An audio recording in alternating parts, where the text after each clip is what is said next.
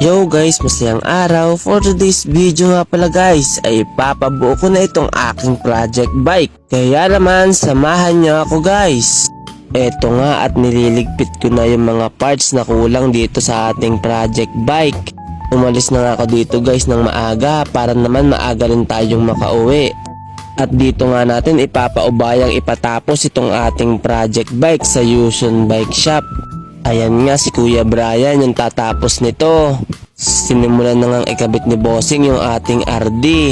At isusunod na ni Bossing yung ating chain. Eto nga at pinutulan na ni Kuya yung ating chain. Sinunod na nga ni Bossing yung ating mga brakes dito. At handle grip. Ayan na nga, nilagyan na ni Bossing ng fittings yung brake natin dito sa left.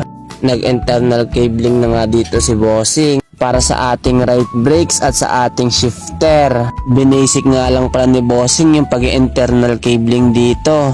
And ayan na, yung caliper naman ang hinihigpitan ni Bossing. Eto na nga at kinakabit na ni Bossing yung cable sa ating right brakes at sa ating shifter.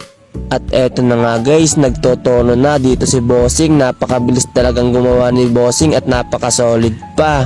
At pagkatapos nga magtono ni Bossing ay nilagyan niya na ng brake fluid yung ating brakes. At nilagyan na rin ni Bossing itong kabila.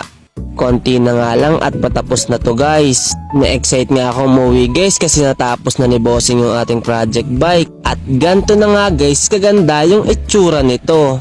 May pang montage na nga tayo guys, kaya abangan nyo na lang yung ating mga susunod na video.